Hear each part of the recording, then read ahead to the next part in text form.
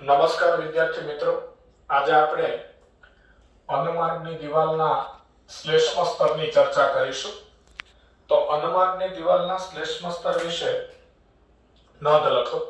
તો આપણે જાણીએ છીએ કે અનુમાનની દિવાલમાં બહારથી અંદરની તરફ ક્રમશઃ 4 સ્તર હોય: લસી સ્તર, સ્નાયુ સ્તર, અધઃ શ્લેષ્મ સ્તર અને શ્લેષ્મ સ્તર. આ આખો છેદ દોરેલો છે, એનો એક ભાગ અહીં એનલાર્જ કરીને દોરેલો છે. તો આ સૌથી બહારનું સ્તર લસી સ્તર છે, જેની વાત આપણે કાલે કરી ચૂક્યા છીએ. તે મેસોથેલિયમ નામની અધિચ્છદ પેશીનું બનેલું છે. ત્યાર પછી તેની અંદરની સાઈડ આ સ્નાયુ સ્તર છે. તેમાં બહારની બાજુએ આ આયામ સ્નાયુ સ્તર હોય ને અંદરની બાજુએ આ વર્તુળી સ્નાયુ સ્તર છે. જઠરની દિવાલમાં ત્રાંસા સ્નાયુ પણ આવેલા હોય છે. ત્યાર પછી તેની અંદરની બાજુએ અધઃ શ્લેષ્મ સ્તર છે. અધઃ શ્લેષ્મ સ્તરમાં આ રેડ કલરથી દોરેલી છે તે બ્રુનરની ગ્રંથિ છે, જે પક્વાશયના અધઃ શ્લેષ્મ સ્તરમાં છે. એમસીક્યુ માટે વિદ્યાર્થી મિત્રો આ ખૂબ જ અગત્યનો પોઈન્ટ છે કે પક્વાશયના અધઃ શ્લેષ્મ સ્તરમાં કઈ ગ્રંથિ આવેલી હોય. તો પક્વાશયના અધઃ શ્લેષ્મ સ્તરમાં બ્રુનરની ગ્રંથિ હોય છે. સૌથી અંદર આ શ્લેષ્મ સ્તર છે. તો અહીંયા સુધીનો જે આટલો ભાગ છે એ શ્લેષ્મ સ્તર છે. શ્લેષ્મ સ્તરમાં પણ સૌથી બહારની બાજુએ આવેલું જે આ સ્તર છે તેને શ્લેષ્મ સ્નાયુ સ્તર કહેવાય. આ જે સ્તર છે તેને શ્લેષ્મ સ્નાયુ સ્તર કહેવાય. શ્લેષ્મ સ્નાયુ સ્તર.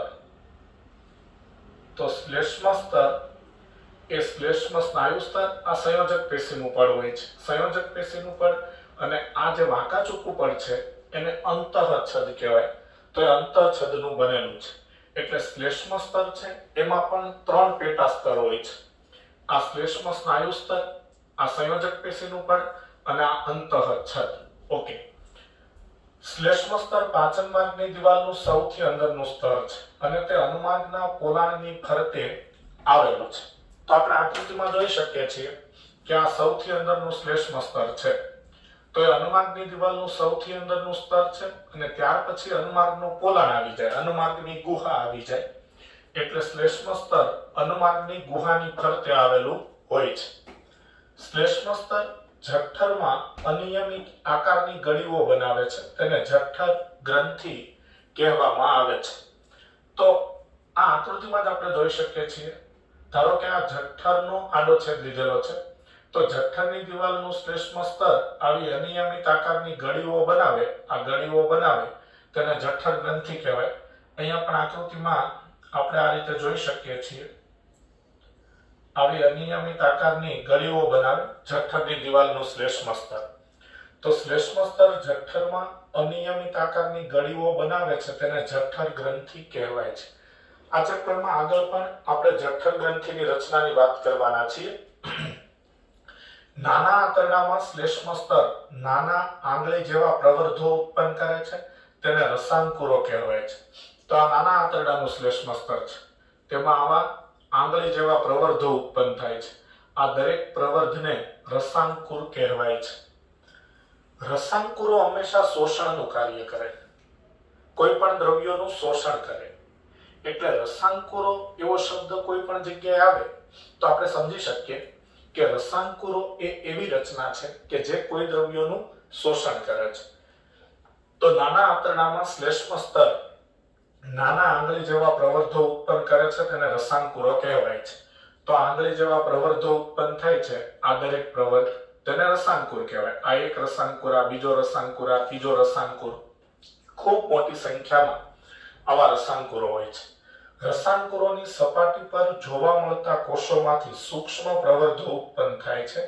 તેને સૂક્ષ્મ રસાંકુરો કહેવાય છે. તો આ દરેક રસાંકુરો છે. તો રસાંકુરોની જે આ સપાટી છે ને તેમાં જે આ કોષો આવેલા છે એ કોષો સૂક્ષ્મ રસાંકુરો ધરાવે છે. પણ આ આકૃતિમાં તો આપણે સૂક્ષ્મ રસાંકુરો નહીં દર્શાવી શકીએ, એટલે આટલા ભાગને અહીં એનલાર્જ કરીને બતાવેલો છે. તો અહીંયા જોઈ શકાય છે આ 2 કોષો છે. આ બંને કોષો રસાંકુરોના જ છે, રસાંકુરોની દિવાલના જ છે. તો એ રસાંકુરોની દિવાલના કોષોમાંથી આ ટાઈપના આવા સૂક્ષ્મ પ્રવર્ધો ઉત્પન્ન થાય છે. આ સૂક્ષ્મ પ્રવર્ધો ઉત્પન્ન થાય છે. આ દરેક પ્રવર્ધને સૂક્ષ્મ રસાંકુર કહેવામાં આવે છે. તો રસાંકુરોની સપાટી પર જોવા મળતા કોષોમાંથી સૂક્ષ્મ પ્રવર્ધો ઉત્પન્ન થાય છે, તેને સૂક્ષ્મ રસાંકુરો કહેવાય છે, જે બ્રશ બોર્ડર જેવું દેખાય છે. એટલે જે બ્રશ હોય, દાખલા તરીકે ટૂથ બ્રશ હોય, તો ટૂથ બ્રશની સપાટી જેવી આ રચના દેખાય, એટલે આને બ્રશ બોર્ડર જેવી રચના દેખાય છે. તો બ્રશ બોર્ડર જેવી રચના દેખાય છે. આ રૂપાંતરણ શોષણ સપાટીનો વિસ્તાર વધારે છે. એટલે કે નાના આંતરડાની દિવાલમાં શ્લેષ્મ સ્તર આવા રસાંકુરો બનાવે છે અને પછી રસાંકુરોના કોષોની સપાટી સૂક્ષ્મ રસાંકુરો ધરાવે છે. એટલે કે આવા પ્રવર્ધો ધરાવે છે, જે પાચિત ખોરાકના શોષણમાં મદદ કરે છે. એટલે જેમ આવા રસાંકુરોની અને સૂક્ષ્મ રસાંકુરોની સંખ્યા વધુ, તેમ પાચિત ખોરાકનું શોષણ નાના આંતરડાની દિવાલ દ્વારા વધારે થાય. એટલે આપણે એમ કહી શકીએ કે આ રૂપાંતરણ એટલે કે રસાંકુરો શોષણ સપાટીનો વિસ્તાર વધારે છે. રસાંકુરોમાં રુધિર કેશિકાનું જાડું તથા મોટી લસિકા વાહિની, જેને પયસ્વિની કહેવાય, તે આવેલ હોય છે. તો આકૃતિમાં દોરેલ છે આપણે. આ દરેક રસાંકુરોમાં આ મોટી લસિકા વાહિની છે. લસિકા વાહિની, જેને પયસ્વિની કહેવાય. પયસ્વિની. તો રસાંકુરોમાં પયસ્વિની એટલે કે મોટી લસિકા વાહિની, જેને પયસ્વિની કહેવાય છે. તો આ પયસ્વિની છે. પયસ્વિની એટલે કે મોટી લસિકા વાહિની. તો આ પયસ્વિની છે. આ બ્લુ પેનથી દોરેલી છે પયસ્વિની, એટલે મોટી લસિકા વાહિની છે. તેની ફરતે આ ગ્રીન કલરથી દોરેલી છે એ રુધિર કેશિકાઓ છે. રુધિર કેશિકાઓ એ રુધિર વાહિનીઓ છે, તેમાં રુધિરનું વહન થતું હોય. એટલે રસાંકુરોમાં આવી પયસ્વિની અને રુધિર કેશિકાઓનું જાળું આવેલું છે.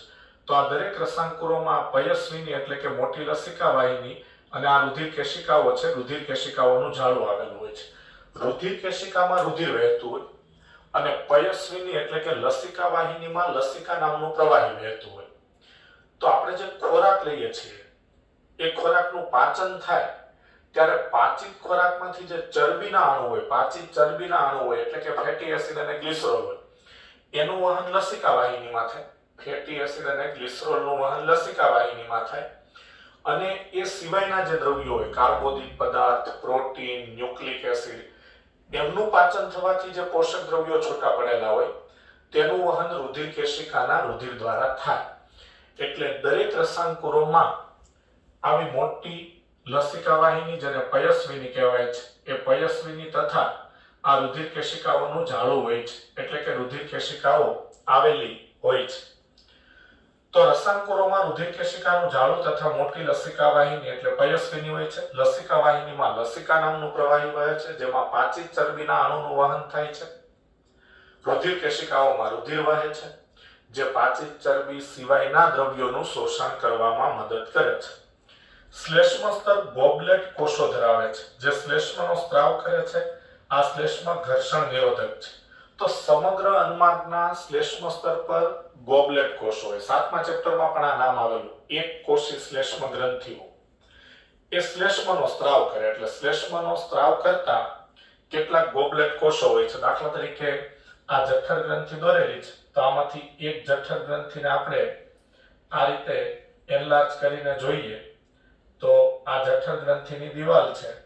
તો જઠર ગ્રંથિની દિવાલમાં કેટલાક આવા શ્લેષ્મનો સ્ત્રાવ કરતા કોષો હોય. આ શ્લેષ્મનો સ્ત્રાવ કરતા જે કોષો હોય એ એક સિંગલ હોય. એક સિંગલ હોય એટલે એને એક કોષી શ્લેષ્મ ગ્રંથિઓ કહેવાય છે. તો એક કોષી શ્લેષ્મ ગ્રંથિ અથવા આ જઠર ગ્રંથિની દિવાલ. તો આમાં આવા સિંગલ એક કોષો હોય. આ શ્લેષ્મનો સ્ત્રાવ કરે. તો આવા શ્લેષ્મનો સ્ત્રાવ કરતા સિંગલ કોષો હોય, આમને શ્લેષ્મ સ્ત્રાવી કોષો કહેવાય છે. આ શ્લેષ્મ સ્ત્રાવી કોષો એ શ્લેષ્મનો સ્ત્રાવ કરે એટલે અનુમાર્ગની દિવાલ ફરતે શ્લેષ્મનું ચીકણું પડ બને. અનુમાર્ગની દિવાલ ફરતે શ્લેષ્મનું ચીકણું પડ બને એટલે અનુમાર્ગની દિવાલને ખોરાકનો ઘસારો ઓછો લાગે. અનુમાર્ગની દિવાલને ખોરાકના ઘસારા સામે રક્ષણ મળે તથા પાચક ઉત્સેચકો સામે પણ રક્ષણ મળે. તો શ્લેષ્મ સ્તર ગોબલેટ કોષો ધરાવે છે જે શ્લેષ્મનો સ્ત્રાવ કરે છે. શ્લેષ્મ એટલે ચીકણો પદાર્થ જે ઘર્ષણ નિરોધક છે. નાના આંતરડામાં રસાંકુરોના તળિયાની વચ્ચે આવેલા ખાડાઓને લીબર કુહન ગુહાઓ કે લીબર કુહન ગર્ત કહે છે. આકૃતિમાં દર્શાવેલ છે.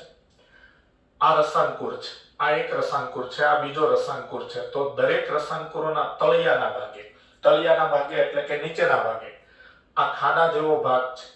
આ ખાડા જેવા ભાગને લીબર કુહનના ગર્ત કહે છે. તો આ લીબર કુહનનો ગર્ત છે, આ પણ લીબર કુહનના ગર્ત છે. તો દરેક રસાંકુરોના તળિયાના ભાગે આવેલ આ ખાડા જેવા ભાગને લીબર કુહનના ગર્ત કહેવાય છે. એ લીબર કુહનના ગર્તમાં આ જે બ્રુનરની ગ્રંથિ છે તેની આ નલિકા છે એ ખુલે છે. તો આ લીબર કુહનના ગર્ત આ પણ એમસીક્યુ માટે અગત્યનો શબ્દ.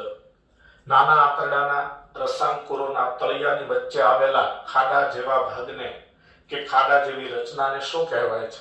લીબર કુહનના ગર્ત. તો અનુમાર્ગની દિવાલના શ્લેષ્મ સ્તરની ચર્ચા પૂરી થઈ. હવે મનુષ્યની સહાયક પાચક ગ્રંથિઓની વાત કરીએ. તો મનુષ્યની સહાયક પાચક ગ્રંથિઓ વર્ણવો. સહાયક પાચક ગ્રંથિઓ એટલે શું? સહાયક પાચક ગ્રંથિઓ કે સહાયક પાચક અંગો એટલે શું? તો સહાયક પાચક ગ્રંથિ એ એવા અંગ છે કે જેની અંદર ખોરાક દાખલ નથી થતો પરંતુ તે ખોરાકના પાચનમાં મદદ કરે છે. એવા અંગોને સહાયક પાચક ગ્રંથિ કહેવાય. ધારો કે જઠર અને નાનું આંતરડું છે એ મુખ્ય પાચન અંગો છે કારણ કે એમાં ખોરાક દાખલ થાય, એમાં કેટલોક સમય ખોરાકનો સંગ્રહ થાય, એ દરમિયાન ખોરાકનું પાચન થાય. એટલે એ મુખ્ય પાચક અંગો છે કારણ કે તેની અંદર ખોરાક દાખલ થાય અને ખોરાકનું તેમાં પાચન થાય.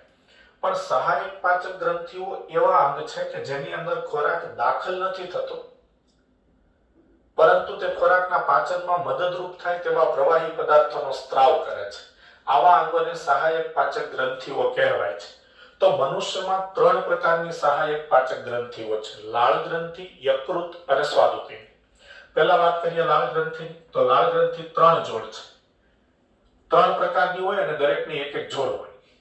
એક ઉપકર્ણ ગ્રંથિ જે કાનની નીચે ગાલના પ્રદેશમાં આવેલી છે. તો ગાલવાળા ભાગમાં અહીંયા કાનની નીચે આવેલી હોય છે. તો કાનની નીચે આવેલી હોય છે અને આ ગાલવાળા પ્રદેશમાં આવેલી હોય છે, ગાલના ભાગમાં આવેલી હોય છે. અધો અનુગ્રંથિ નીચલા જડબામાં હોય છે અને અધો જીહવા ગ્રંથિ જે જીભની નીચે હોય છે. આ લાળ ગ્રંથિઓ મુખ ગુહામાં લાળ રસનો સ્ત્રાવ કરે છે. એટલે જ્યારે આપણે ખોરાક લઈએ અને ખોરાકનો કોળિયો આપણે આપણા મોઢામાં મૂકીએ અને દાંતની મદદથી ખોરાક ચાવવાનું શરૂ કરી દઈએ એટલે આ લાળ ગ્રંથિઓમાંથી લાળ રસનો સ્ત્રાવ શરૂ થઈ જાય અને એ લાળ રસ ખોરાકનું પાચન શરૂ કરે. તો આ લાળ ગ્રંથિઓ મુખ ગુહામાં લાળ રસનો સ્ત્રાવ કરે છે. યકૃતની વાત કરીએ. યકૃત માનવ શરીરની સૌથી મોટી ગ્રંથિ છે. એમસીક્યુ માટે ખૂબ અગત્યનો મુદ્દો. માનવ શરીરની સૌથી મોટી ગ્રંથિ કઈ છે? યકૃત. વજન પુખ્ત મનુષ્યમાં યકૃતનું વજન 1.2 થી 1.5 કિલોગ્રામ છે. સ્થાન ઉદરીય ગુહામાં ઉરોદર પટલની સહેજ નીચે જમણી બાજુ હોય છે. અને ઉરોદર પટલની નીચે હોય અને જમણી બાજુ હોય છે. યકૃત 2 ખંડો ધરાવે છે. તો યકૃતમાં 2 ખંડ હોય છે. આકૃતિમાં જોઈ લઈએ.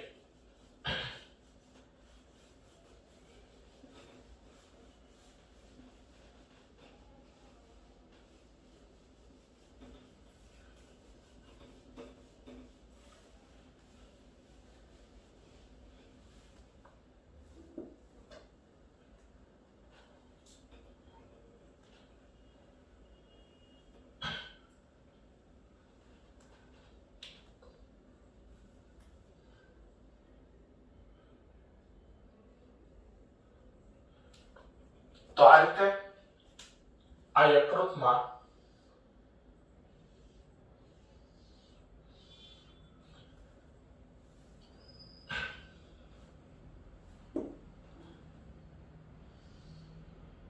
આવા બે ખંડ હોય છે. એક આ આપણી જમણી બાજુ, પણ આ વક્ષ સપાટીની આકૃતિ હોય એટલે આ ડાબો ભાગ થશે. એટલે આ ડાબો ખંડ અને આ જમણો ખંડ.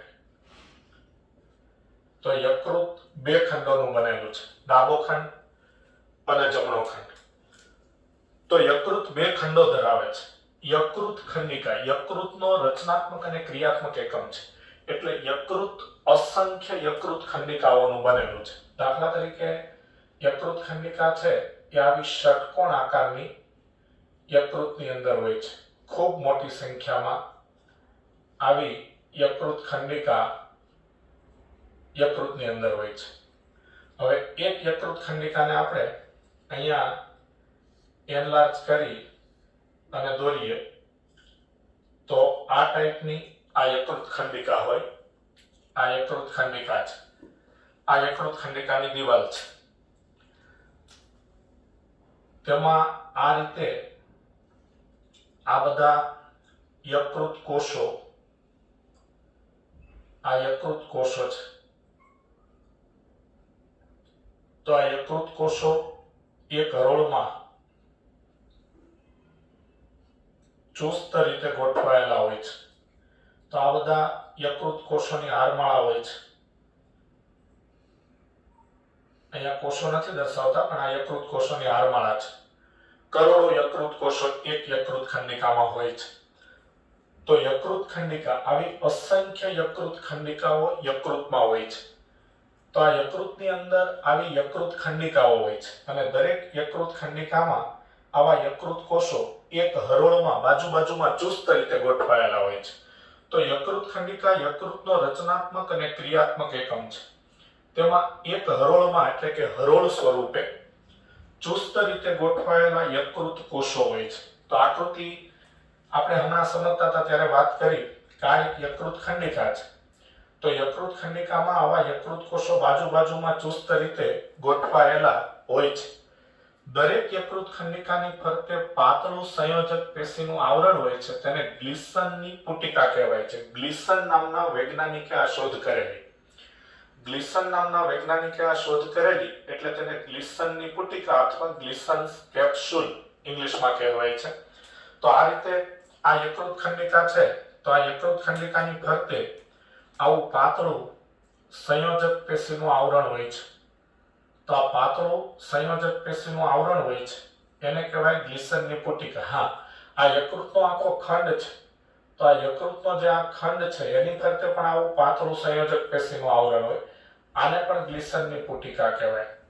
ગ્લિસનની પુટિકા કહેવાય અથવા ગ્લિસન્સ કેપ્સ્યુલ કહેવાય. તો યકૃત ખંડિકાની ફરતે આવેલા પાતળા સંયોજક પેશીના આવરણને ગ્લિસન્સની પુટિકા, ગ્લિસન્સ કેપ્સ્યુલ કહેવાય. તો કયા અંગની ફરતે ગ્લિસનની પુટિકા હોય છે? એમસીક્યુ માટે અગત્યનો મુદ્દો છે. હવે યકૃતનું મુખ્ય કાર્ય છે પિત્તરસ ઉત્પન્ન કરવાનું. તો યકૃત જે પિત્તરસ ઉત્પન્ન કરે છે એ પિત્તરસનું વહન કઈ રીતે થાય છે? તો હવે આપણે એ સમજીએ. તો યકૃત સાથે પિત્તાશય જોડાયેલું હોય છે. તો આ પિત્તાશય છે, આવું પિત્તાશય હોય છે. આ બધી યકૃત નલિકાઓ છે. હવે અહીંયા આ પક્વાશયનો ભાગ આવે છે. આ પક્વાશય છે.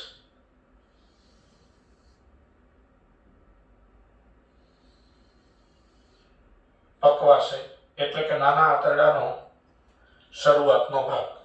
ઓકે, તો આ પિત્તાશય છે. આ ટાઈપનું આ પિત્તાશય છે. આ પિત્તાશય, આ પક્વાશય છે. અહીંયા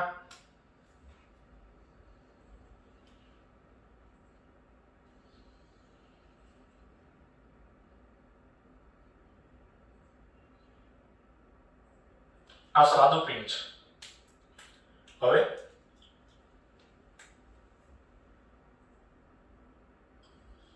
આ નલિકા આ રીતે સ્વાદુપિંડની અંદર દાખલ થાય છે ત્યારે તેની સાથે સ્વાદુપિંડમાંથી ઉત્પન્ન થતી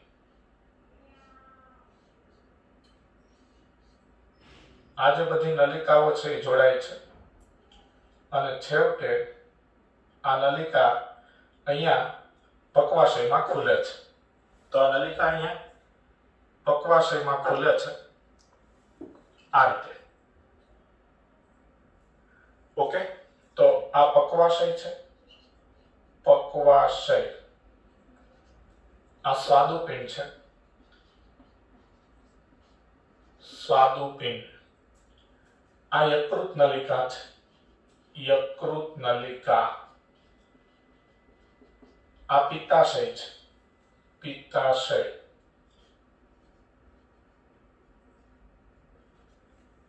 આ પિત્તાશયની પિત્ત નલિકા છે, પિત્ત નલિકા. આ સામાન્ય પિત્ત નલિકા છે, સામાન્ય પિત્ત નલિકા છે. આ યકૃત નલિકા છે, સોરી સ્વાદુપિંડ નલિકા છે, સ્વાદુપિંડ નલિકા છે. આ સ્વાદુપિંડ નલિકા, આ સ્વાદુપિંડ નલિકા આ સામાન્ય પિત્ત નલિકા સાથે જોડાય આ સામાન્ય યકૃત સ્વાદુપિંડ નલિકા બનાવે છે. સામાન્ય યકૃત સ્વાદુપિંડ નલિકા બનાવે છે, જે આ પક્વાશયમાં ખુલે છે. તો વાત આપણે યકૃતના ટોપિકની કરતા હતા. તો યકૃત જે પિત્તરસ ઉત્પન્ન કરે છે એ પિત્તરસનું વહન કઈ રીતે થાય? તો યકૃત જે પિત્તરસ ઉત્પન્ન કરે છે તે પિત્તરસ આ યકૃત નલિકામાં વહન પામે. યકૃત નલિકામાંથી વહન પામી એટલે કે યકૃતના કોષો જે પિત્તરસ ઉત્પન્ન કરે, પિત્તરસ યકૃત નલિકામાં આવે.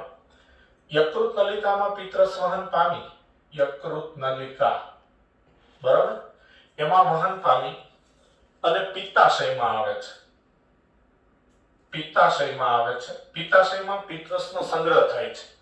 તો યકૃત નલિકામાં વહન પામી પિત્તાશયમાં આવે છે, પિત્તાશયમાં પિત્તરસનો સંગ્રહ થાય છે. પછી પિત્તાશયની પિત્ત નલિકામાંથી યકૃત આ સામાન્ય પિત્ત નલિકામાં જાય છે. સામાન્ય પિત્ત નલિકા આ યકૃત નલિકા અને પિત્ત નલિકા જોડાવાથી બનતી નલિકાને સામાન્ય પિત્ત નલિકા કહેવાય છે. એટલે આ પિત્ત નલિકા છે, આ યકૃત નલિકા છે. તો યકૃત નલિકા અને પિત્ત નલિકા જોડાઈને આ સામાન્ય પિત્ત નલિકા બનાવે છે. એ સામાન્ય પિત્ત નલિકામાં પિત્તરસ જાય છે. પછી સામાન્ય પિત્ત નલિકા સ્વાદુપિંડ નલિકા સાથે જોડાય છે એટલે સામાન્ય યકૃત સ્વાદુપિંડ નલિકા બને છે. અને પછી એ સામાન્ય યકૃત સ્વાદુપિંડ નલિકા પક્વાશયમાં ખુલે છે એટલે પક્વાશયમાં આ યકૃત સ્વાદુપિંડ નલિકા દ્વારા પિત્તરસ અને સ્વાદુરસ બંને ઠલવાય છે. ઓકે, આ યકૃત સ્વાદુપિંડ નલિકા જ્યાં પક્વાશયમાં ખુલે છે ત્યાં મુદ્રિકા સ્નાયુનો એક વાલ્વ હોય છે. એ મુદ્રિકા સ્નાયુના વાલ્વને ઓડીનો વાલ્વ કહેવાય છે, ઓડીનો વાલ્વ કહેવાય છે. તો એમસીક્યુ માટે અગત્યનું નામ છે ઓડીનો વાલ્વ. તો ઓડીનો વાલ્વ, ઓડીનો વાલ્વ એ ક્યાં આવેલો હોય? તો ઓડીનો વાલ્વ યકૃત સ્વાદુપિંડ નલિકા અથવા સામાન્ય યકૃત સ્વાદુપિંડ નલિકા પક્વાશયમાં જ્યાં ખુલે છે ત્યાં આવેલા મુદ્રિકા સ્નાયુના બનેલા વાલ્વને ઓડીનો વાલ્વ કહેવાય છે. તો ઓડીનો વાલ્વ એ સામાન્ય યકૃત સ્વાદુપિંડ નલિકા જ્યાં પક્વાશયમાં ખુલે છે ત્યાં આવેલો હોય છે. તો આ યકૃતની ચર્ચા પૂરી થઈ. હવે સ્વાદુપિંડ આવે છે. તો સ્વાદુપિંડ એ પણ સહાયક પાચક ગ્રંથિ છે. તો સ્વાદુપિંડ આ પક્વાશયના યુ આકારના પાશમાં હોય છે. આ સ્વાદુપિંડ છે. તો સ્વાદુપિંડ પક્વાશયના યુ આકારના પાશમાં હોય છે. પક્વાશયના યુ આકારના પાશમાં હોય છે. યુ આકારના પાશમાં, પાશ એટલે વળાંક. તો પક્વાશયના યુ આકારના પાશમાં હોય છે. સ્વાદુપિંડ બેવડી ગ્રંથિ છે, બેવડી ગ્રંથિ છે. તો બેવડી ગ્રંથિ એટલે સહાયક પાચક ગ્રંથિ તો છે જ, તો આપણે પહેલા જ વાત કરી મનુષ્યમાં 3 પ્રકારની સહાયક પાચક ગ્રંથિ હોય. લાળ ગ્રંથિ, યકૃત અને સ્વાદુપિંડ. એટલે સહાયક પાચક ગ્રંથિ તરીકે સ્વાદુપિંડ સ્વાદુ રસ ઉત્પન્ન કરે. એ સ્વાદુ રસનું વહન આ સ્વાદુપિંડ નલિકા દ્વારા થાય. એટલે એને નલિકામય ગ્રંથિ પણ કહેવાય અથવા બહિર્સ્ત્રાવી ગ્રંથિ પણ કહેવાય. સ્વાદુ રસ ઉત્પન્ન કરે એટલે સાથે સાથે સ્વાદુપિંડ કેટલાક અંતઃસ્ત્રાવો પણ ઉત્પન્ન કરે છે. તો સ્વાદુ રસ તથા અંતઃસ્ત્રાવો ઉત્પન્ન કરે છે. તો સ્વાદુ રસ તથા અંતઃસ્ત્રાવો ઉત્પન્ન કરે છે. સ્વાદુ રસ એ પાચક રસ છે. સ્વાદુ રસ એ બેઝિક પાચક રસ છે અને ખોરાકના પાચનમાં મદદરૂપ થાય છે. એટલે સ્વાદુ રસ ઉત્પન્ન કરે છે. સ્વાદુ રસ પાચક રસ છે એટલે બહિર્સ્ત્રાવી ગ્રંથિ છે અથવા નલિકામય ગ્રંથિ છે, કારણ કે સ્વાદુ રસનું વહન આ સ્વાદુપિંડ નલિકા દ્વારા થાય. પણ બે પ્રકારના અંતઃસ્ત્રાવો પણ ઉત્પન્ન કરે છે, ઇન્સ્યુલિન અને ગ્લુકાગોન. તો ઇન્સ્યુલિન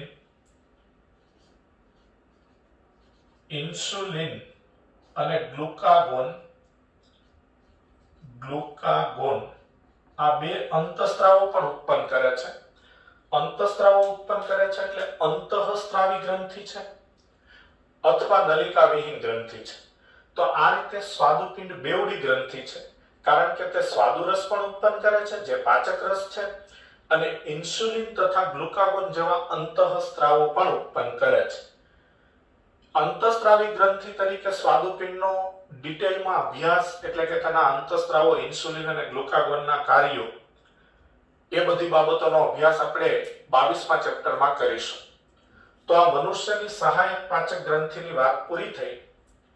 અહીં આપણે આ લેક્ચર પૂર્ણ કરીએ છીએ.